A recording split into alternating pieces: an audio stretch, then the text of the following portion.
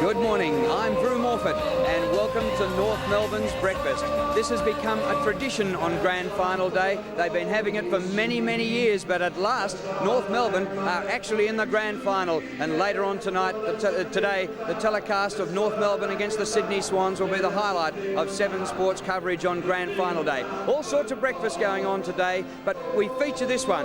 This is at the Melbourne Park Function Centre, which was built on the old railway yards just at the back of the tennis centre. And I can promise you, you need to be born on the right side of the tracks to be here today. We have leaders of government, both opposition and leaders, and entertainment and business, and our Olympic champions. Here's Kieran Perkins coming in, Lindsay Fox, the trucking magnate, and Kerry Stokes, our boss at Channel 7. He's there. John Elliott, the president of Carlton, with Ron Walker, who's done so many things for the development of Melbourne in recent years. A couple of our former greats in cricket, David Hooks, and our current coach, Jeff Marsh.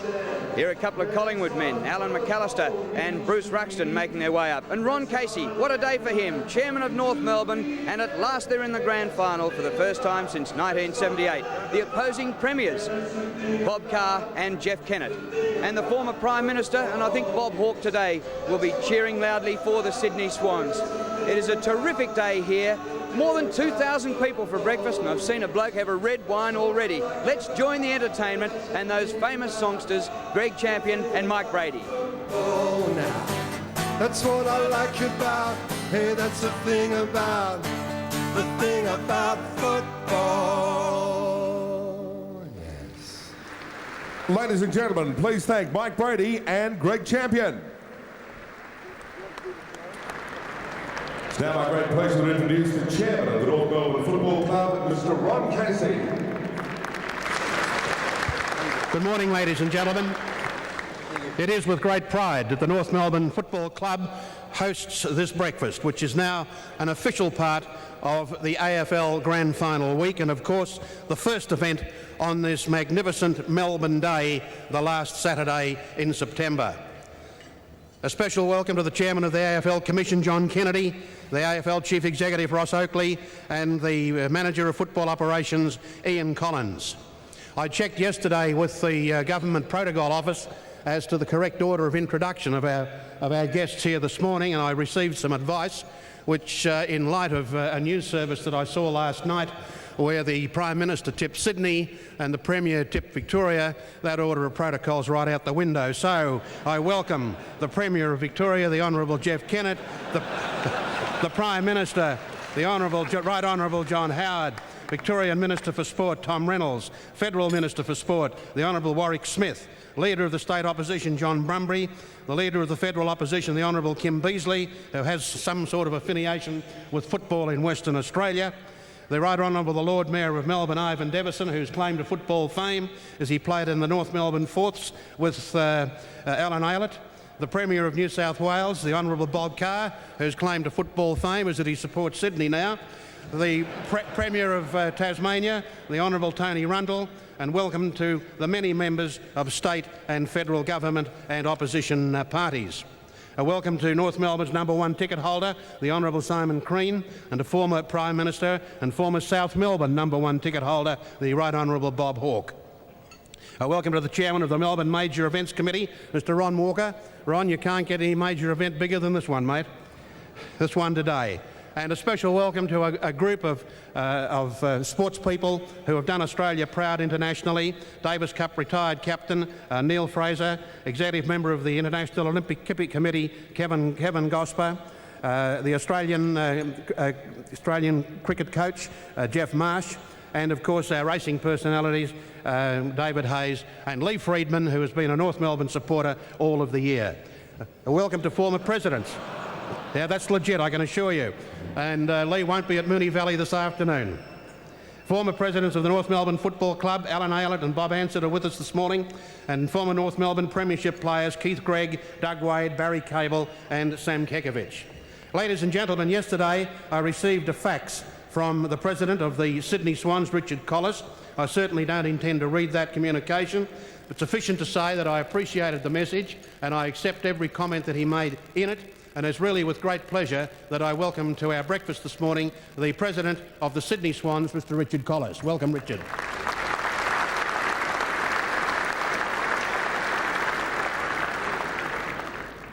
1996 was the first year of North Melbourne's Grand Final breakfasts. It was down at the Old Federal Hotel. Tony Traynor was president. Ron Joseph was secretary, who thought it might be a good idea to have a breakfast on Grand Final day. Alan Killigrew was coach. Noel Teasdale was captain. North had finished 8th and St Kilda was to win the premiership that year. 10 years later, North was in the midst of 5 successive Grand Final appearances, and now 30 years on, since the first breakfast that North Melbourne presented, North has both seniors and reserves challenging for the premiership, the centenary premiership, the great prize of Australian football. 1996 has been a turbulent one off the field for North, and it reflects great credit on our team that they remain focused on their aim to make the finals. Ladies and gentlemen, in this day and age, it's essential that we have support from the corporate sector, and it really is with great pleasure that I acknowledge this morning, firstly, our breakfast sponsor, Toshiba, and Bruce Layton, and he was the General Manager of Information Systems, is with us, and we appreciate Toshiba's assistance once again. 3AW have been on the air since 6 o'clock this morning, and Channel 7, who are again televising the breakfast throughout Australia, as they have done for the last 23 years. Mr Kerry Stokes, Chairman of the 7 Network, is with us this morning, and Kerry, of course, before he found fame and fortune in Western Australia, was a somewhat accomplished reserves player at North Melbourne. Great to have you with us, Kerry. Ladies and gentlemen, as I say, North Melbourne is indeed very fortunate to have had wonderful supporters throughout the year and wonderful sponsors. Our major sponsor this year is Hypertech, and I'm very pleased to be able to say that we have just negotiated the arrangement with Hypertech to continue for another 3 years. And it's great news for the North Melbourne Football Club, and it's my pleasure to introduce Mr Jeff O'Reilly, to say thank you to him. And if I hope the players feel better than I do, I can tell you. And as a memento of our first year of sponsorship, a signed Guernsey from all of the players at North Melbourne. Jeff, thank you, and well done.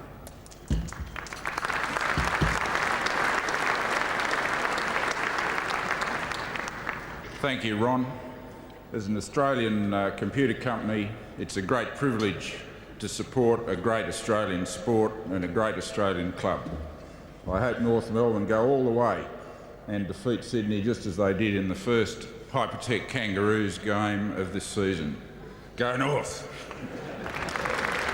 Thank you, Jeff. Ladies and gentlemen, would you welcome the Chairman of the AFL Commission, a great premiership coach and a great coach at North Melbourne too, Mr John Kennedy.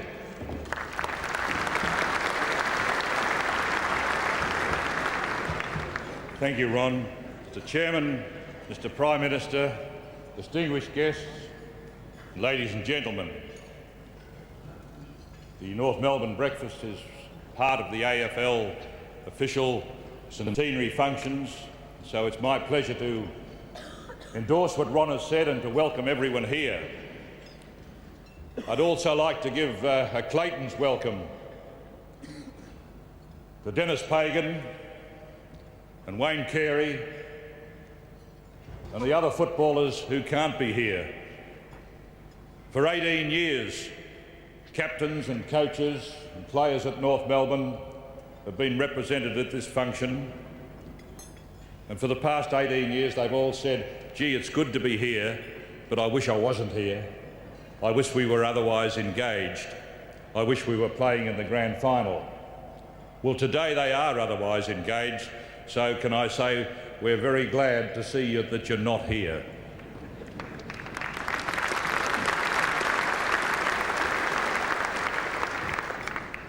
It's been a tumultuous year, I think is the word you describe it, tumultuous year for football, and I don't intend to speak at very great length on the ups and downs of the football year.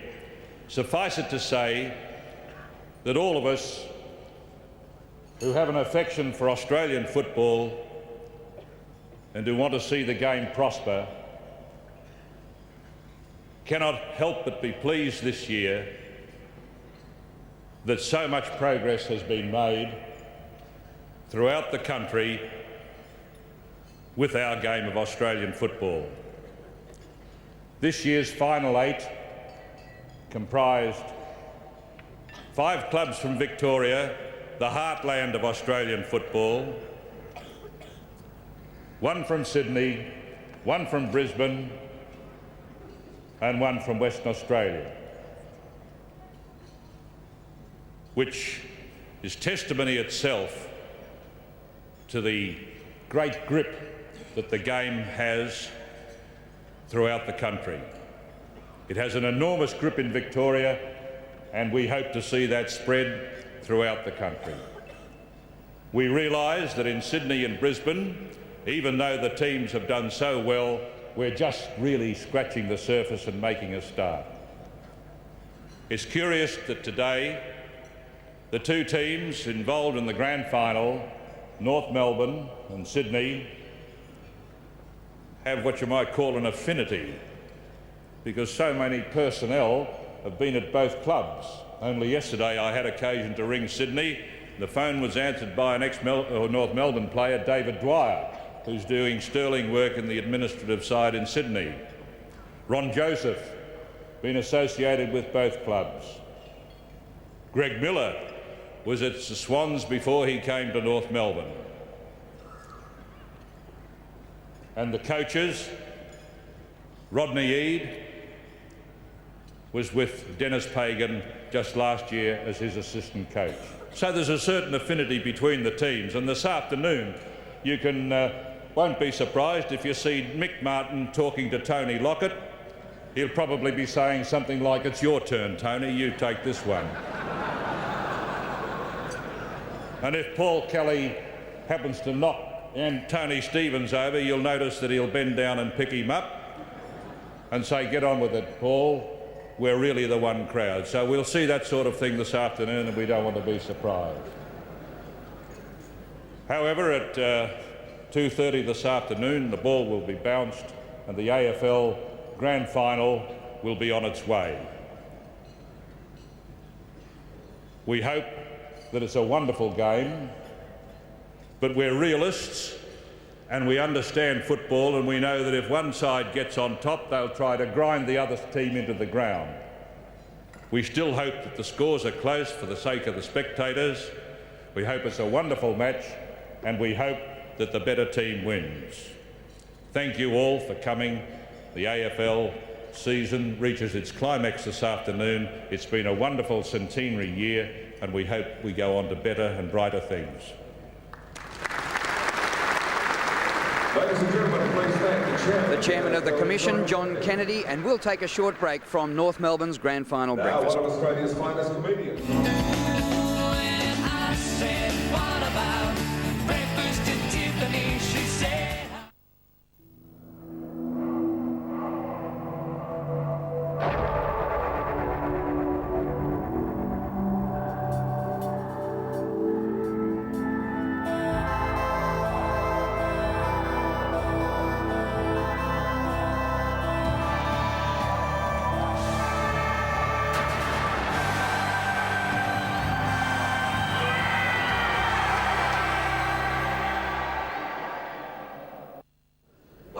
Well, the centenary season in 1996 has been full of highs and lows, lots of controversy off the field, but what about the blokes who make the game, the coaches? We've ridden the seas with them. Let's take a look at the coaches.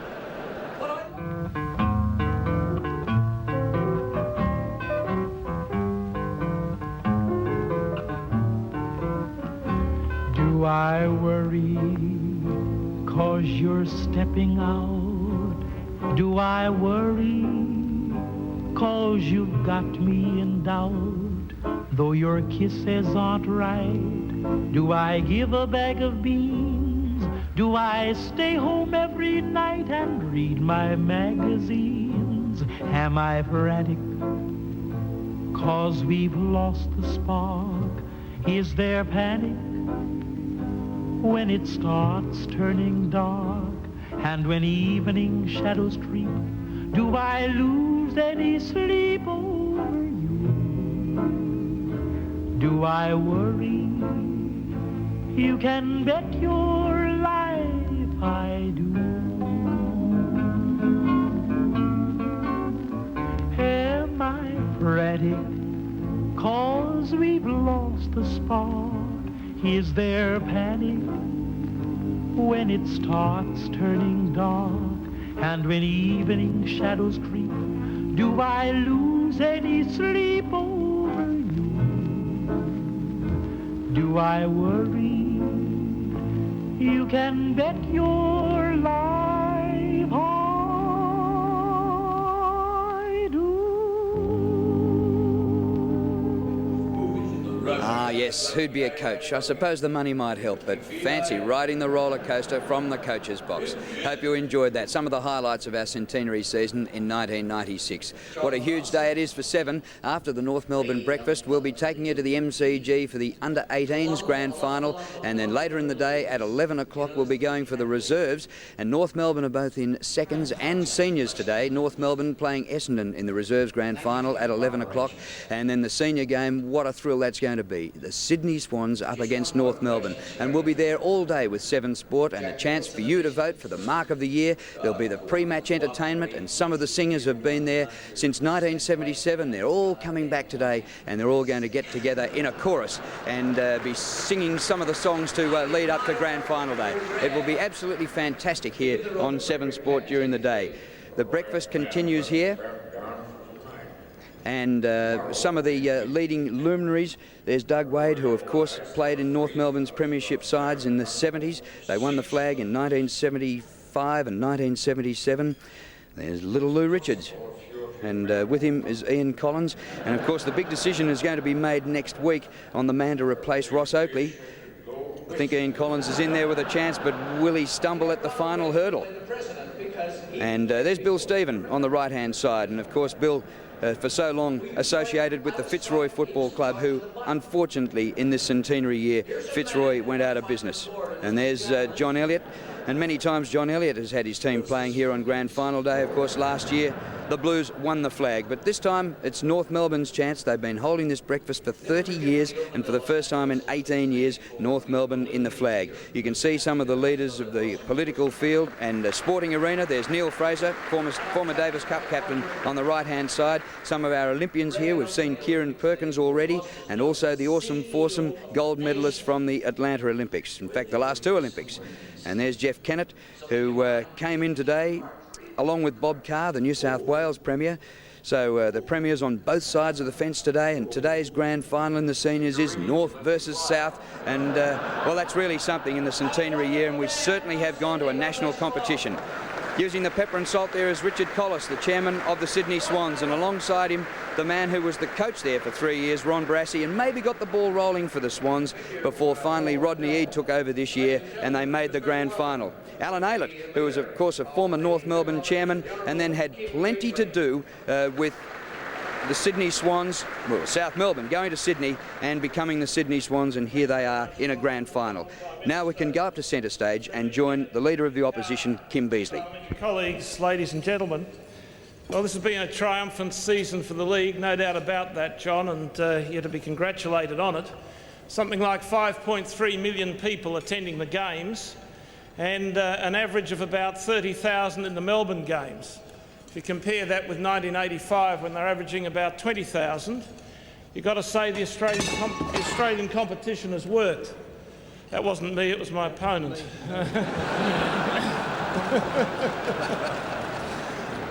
And as a West Australian, I've got to say this, I am grateful for the fact that the code has been effectively strengthened by being spread in its major competition from state to state. I'm sure you'll probably agree with me that the only sad note of the 1996 AFL season is that both Paul Keating and Ross Oakley have retired. The season has otherwise been one of unremitting success, decency, affection and all the rest of it. I can't say how grateful we are in national leadership for the peace of the nation that you've managed to organise a grand final between the only two clubs in the league that have no enemies. Now just imagine if this was a breakfast before a Carlton versus the Eagles grand final. What viciousness, bitterness, misery and mayhem there'd be on the streets of Melbourne. but Melbourne thinks they half own the Sydney side, and therefore there is a sort of lovely atmosphere of quiet, passionate indifference as you walk around the streets of Melbourne now. Not amongst the supporters here, obviously, but generally in the state. It's a terrific thing. Well, it's been 51 years since the Swans were in a grand final, but I understand the AFL Investigations Officer almost completed his match report for this particular game. Being a bit of a traditionalist, I would have liked a small note of viciousness to enter what is otherwise going to be a day of sweetness and light.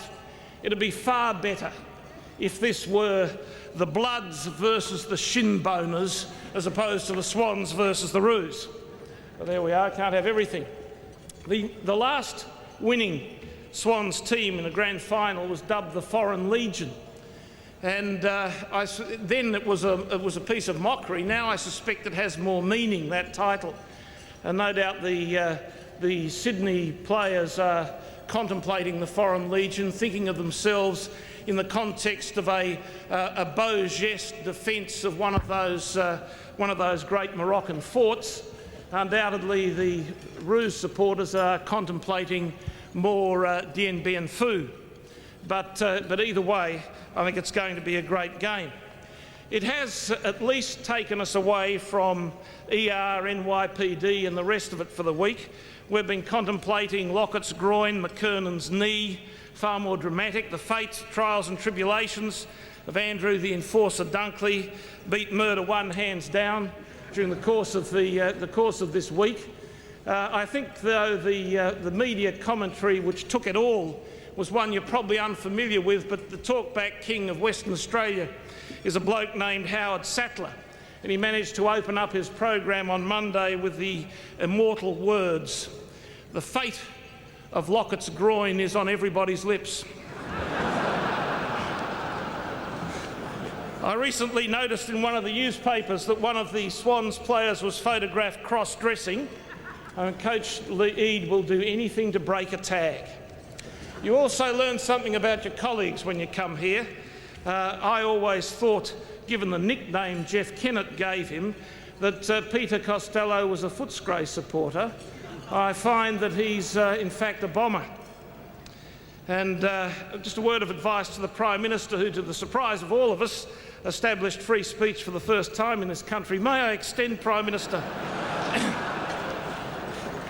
an invitation to you to speak out for the Crows in the outer at Victoria Park next year.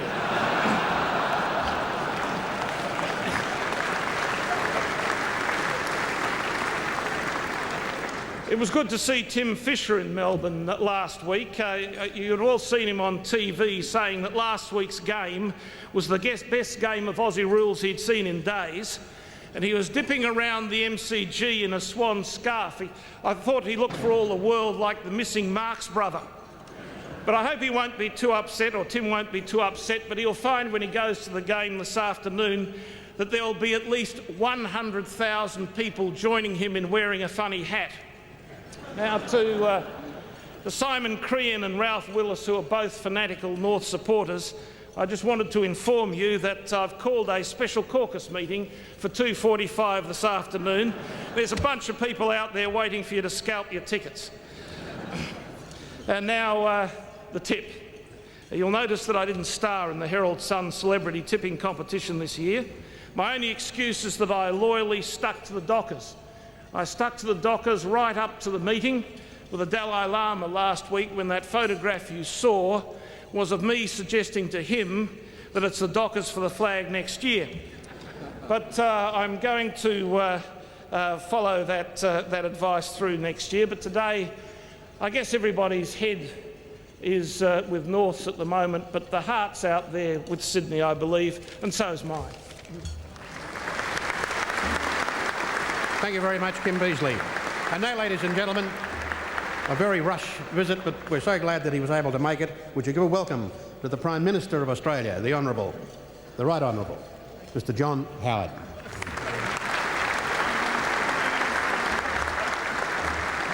Thank you, Ron, to Jeff Kennett, Bob Carr, Kim Beazley, Bob Hawke and all the other distinguished guests. Ladies and gentlemen, I agreed with everything that Kim said, except one of the retirements that he mentioned. But, ladies and gentlemen, it's an enormous pleasure to be part of what has to be the biggest breakfast in Australia. And it's an extraordinary sport, it's an extraordinary national spirit, it's a remarkable city that can get together such a great cross-section of the Australian community. And if at the beginning of this centenary year of Australian football somebody had sat down to try and script what was going to occur, I don't think they could have done it better than to have delivered what we're going to see this afternoon. And the way in which, in a year that hasn't been free of difficulties for those that run the game, but to have seen the great expansion of Australian football, particularly in Sydney, because this was the year that the game really broke through in Sydney. This was the year in which it really captured the hearts of tens of thousands of people who previously hadn't followed the game. And one of the most cheering features of the incursion of Australian football into Sydney is not so much that it has taken spectators from that other great game which I love, and its grand final will be tomorrow, but in many cases people simply doubled up. They'd go and watch the rugby league and then they'd go and watch Australian football. And I think it has been a quite extraordinary year, and this morning's breakfast is a reminder of the capacity of Australian football, like no other football code in Australia. I have to say that, like no other football code in Australia, to unite all Australians, irrespective of their political or other beliefs. It straddles all the other divisions in the Australian community in a quite remarkable fashion. And I want, as somebody who's been to this breakfast on a number of occasions in the past, and it seems to get bigger and better every year, I just want to congratulate the North Melbourne Club. I want to congratulate the Football League on its 100 years, and most particularly to congratulate the greatest sporting city in terms of spectator devotion and club support, I think, anywhere in the world, and that is the City of Melbourne. You take sport and football to your hearts like no other group of people. And it's a remarkable tribute to the spirit of Melbourne. It's a remarkable tribute to the corporate support that the game has gathered from the City of Melbourne over the years. And I hope this afternoon's match, and I have to confess I'm going for the red and white double, St George and Sydney. I have to say to you, ladies and gentlemen, I do hope that this afternoon's game is exciting and is a fitting climax to 100 years of the authentic Australian brand of football. Thank you.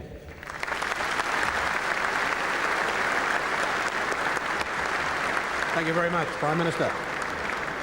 Ladies and gentlemen, each North Melbourne Grand Final breakfast, we make a special award. Vote catcher there from the Prime Minister, and we'll take a short break from North Melbourne's Grand Final breakfast. To invite the Premier of Victoria. And I said, what about breakfast in Tiffany? She said.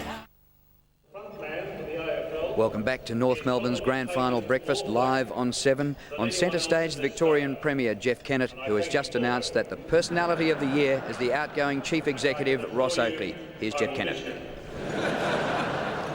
But I think future historians, as they look back, will measure Ross's contribution by the success of this national game. It was dreamt up many years ago by Jack Aylett, and it has gone on from strength to the condition we find it in today. It's been an action-packed 10 years for all of those associated with the game, but particularly for Ross. Without his contribution, quite clearly, the game would be poorer. And in congratulating him, I'd also like to congratulate and to thank, on your behalf, his wife Christine, who through that 10 years has stood by his side and offered tremendous support, particularly at some of those more difficult occasions when he was faced with a great deal of opposition as he brought about the change. But Christine and his family have obviously, in their support of Ross, enabled him to deliver the leadership that we now benefit from right throughout the country.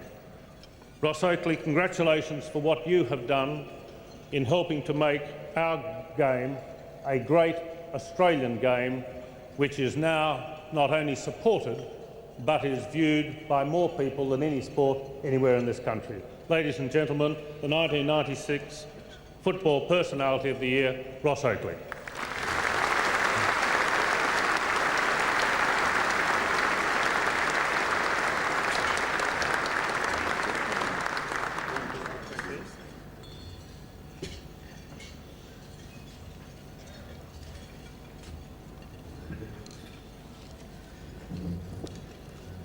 Mr Chairman, Prime Minister, Jeff Kennett, other distinguished guests, ladies and gentlemen, I'm certainly delighted to receive this award on behalf of the team at the AFL headquarters who've done so much to make this centenary year one of memorable celebrations for the people of Victoria and throughout Australia. In only a matter of hours, our centenary grand final starts to determine the winner of the 100th premiership. Everyone associated with football has been able to join in on a number of these celebrations in this our centenary season, but I'm particularly pleased the way in which we have also celebrated so many champion players of the past and recognised them through things such as the establishment of the Australian Football Hall of Fame and also the recording of our history in video and in print. The other aspect of our centenary season, which has given me a lot of personal satisfaction, has been to see the cities of Sydney and Brisbane embrace Australian football. I guess when the Swans moved to Sydney in 1982, people like Alan Aylett certainly had their sanity questioned, if not their parenthood. While knowing where Alan's loyalties lie today, I'm sure he shares our delight in seeing Australian football becoming a talking point in each of our mainland cities. Then on Monday night, we celebrated our modern-day champions. We had James Hird, born in Canberra and playing for Essendon, and Michael Voss, born in Orbost, playing for Brisbane and now very much a Queenslander, joining in winning the Brownlow medal. And of course, we should also recognise Corey McKernan's outstanding season. I'm sure he has what it takes to win a Brownlow medal one day. And today the two grand final teams will be captained by two young men who came originally from Wagga in New South Wales. At the Carbine Club grand final luncheon earlier this week, I related a story of when I played for Hampton Methodists in B-grade eastern suburban churches after my playing days for St Kilda were over, and how quickly I became a sitting duck for numerous opponents, determined to get an ex-Saint scalp on their belt by knocking my block off at every opportunity. Little did I know then I'd make a similar decision in my business career and leave the serene world of insurance and become a sitting duck for even more people after my scalp, more frequently, for completely stuffing up football and becoming one of those cold-hearted economic rationalists known as the AFL Commissioners. Despite having my sense of humour tested fairly severely on many occasions, it has been a privilege and honour to be part of a very dedicated and talented AFL team, which were given the job of facilitating change and developing a national competition from basically a state-based competition, when people generally don't like change, particularly in a tradition-bound and passionate sport like football. Football certainly has been a very important part of my life and my family's life for nearly 45 years. And the fact that people are watching our game and becoming club members in numbers like never before is very satisfying, and I look forward today to seeing North Melbourne and Sydney give us a centenary grand final like never before. I would like to thank all my staff as well as my family for supporting me, and certainly to the AFL Commission for their support during the years. And finally, to all the club people, some of them are here today, for their support through that period. Again, many thanks to North Melbourne for this award. It's something that I will always treasure. Thank you very much.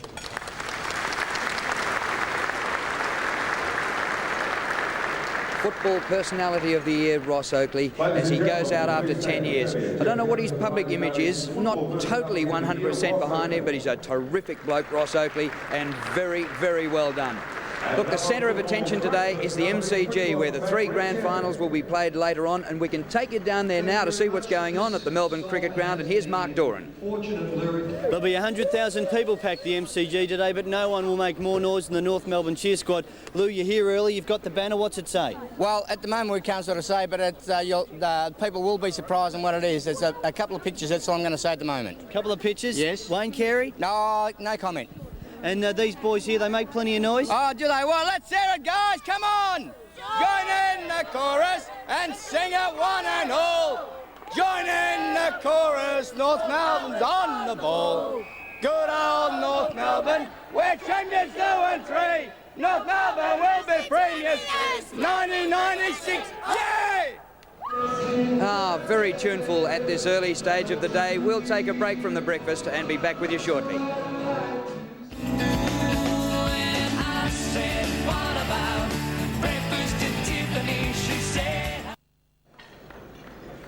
And welcome back to North Melbourne's breakfast. In this centenary year in 1996, we're going to honour the legends of the game, and we can take you back up onto centre stage.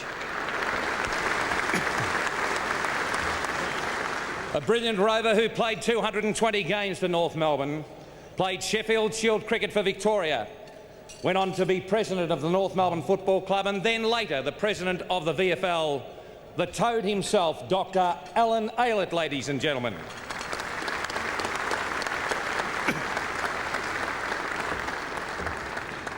One of the game's greatest players for Melbourne, amassing 213 games and 3 flags as a classy rover. Pardon me. He also scored 3 centuries for Victoria, including 226 not out against Tasmania. He later became one of the great respected journalists for the Melbourne Age, the one and only Percy Beames, ladies and gentlemen. Our next guest is a bomber legend. Captain, best and fairest, premiership player. Captained the Big V 6 times, later coached Essendon. All-Australian champion player. And still today runs along the Mentone beach in his yibbity-yibbita beanie. Jack Clark, ladies and gentlemen.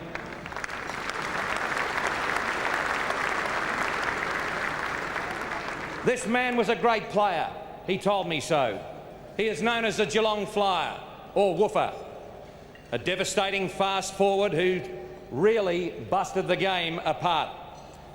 He was coach of the last Geelong Premiership side and an absolute legend. Together made up the 3 wise monkeys on league teams on Channel 7. Bob Woofer Davis.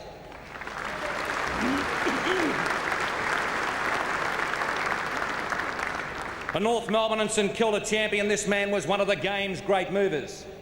Legend had it that during lunchtime crowds in the Burke Street Mall, he dodged the crowds to hone his skills. Equally at home on the half-forward line, as he was in the centre, a champion, Les Foote.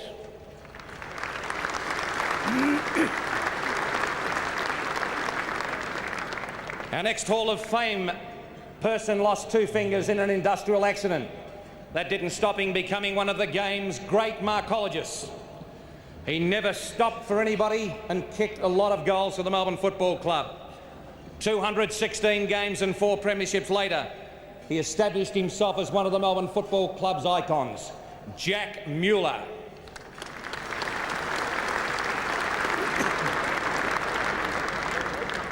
One of the greatest characters this game has ever seen, both on and off the field.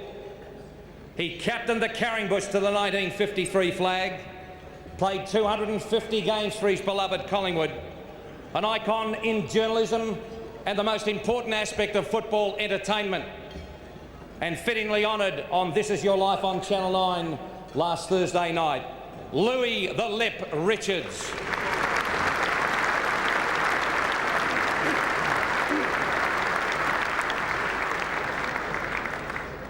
Regarded by many as the equal of any rover ever to pull on a boot. Tough, clever, highly skilled, and went on to coach the famous Carringbush to two of the most exciting grand finals in the history of the game. Unfortunately for this great man, his beloved Maggie's failed to bring home the bacon. He is admired throughout the community as a dedicated family man, and his love for his son is just a highlight of this man's character. Bob Rose, ladies and gentlemen.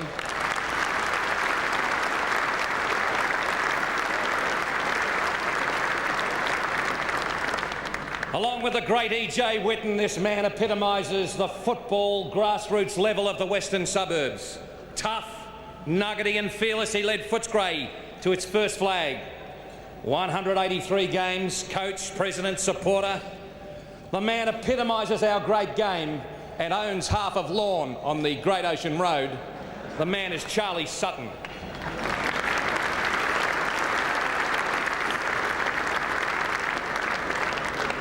Our next guest umpired 216 VFL matches, including 16 finals and 6 grand finals and 16 finals.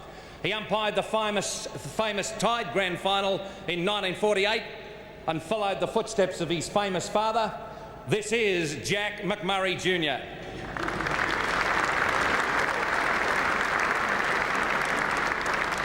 This man struggled to play 21 games in his first 4 years at Punt Road. He then won 2 Brownlow medals. His tally of 195 games, 4 Best and Fairest awards, and Victorian representative 18 times stamps his mark on our great game. And in the spring of 1966, he took a 6-pound, 4-ounce brown trout from the Rubicon River on a turn-down eye, cocky bondu tied sprout hook, fitted down the end of the run and grasped this magnificent fish. He's a great fisherman and a great man, Roy the Gentle Giant Wright.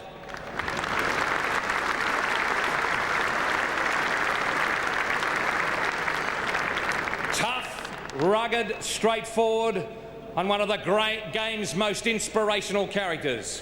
Won the club championship 4 of his first 5 years at Glenferrie Oval.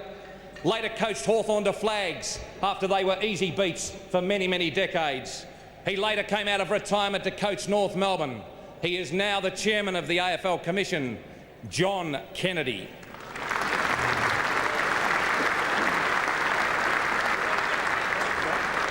He doesn't fish, Kim. Thank you very much. He umpired at the top level on 353 occasions, 20 finals, 5 grand finals, and took on the top position as National Director of Umpire in 1987. Ian Robinson, ladies and gentlemen.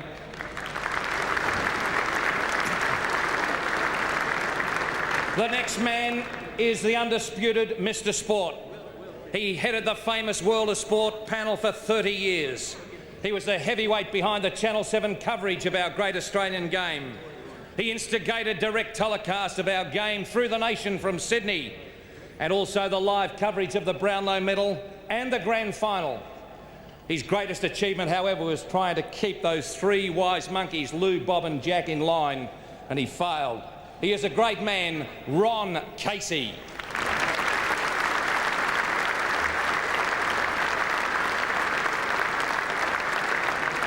This man was captain at Glenferrie Oval for 9 seasons. He played 237 games for Hawthorn and captained their first ever premiership side. He later served the club tirelessly in the administration area. He is black and gold. He is Graham Arthur.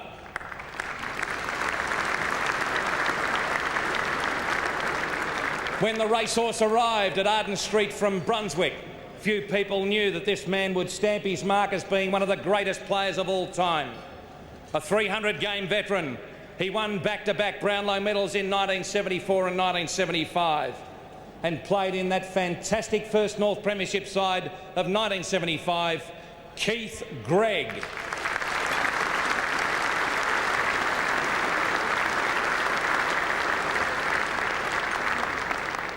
This man was born with 2 things, the ability to play football, and he was born with his tattoos. He is the Bulldog. He epitomises grassroots football for the Fitzroy Football Club. His record speaks for itself.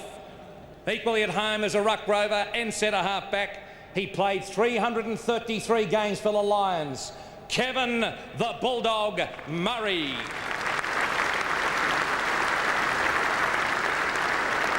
So, some of the legends of the game being introduced here at North Melbourne's Grand Final breakfast. There's still plenty more to go here, but there's a huge day of entertainment going on in football. And of course, the centre of that is the Melbourne Cricket Ground. And we'll be going there shortly for the Under-18s Grand Final. And then we'll be going to the reserves and of course the seniors later on this afternoon. Sports production.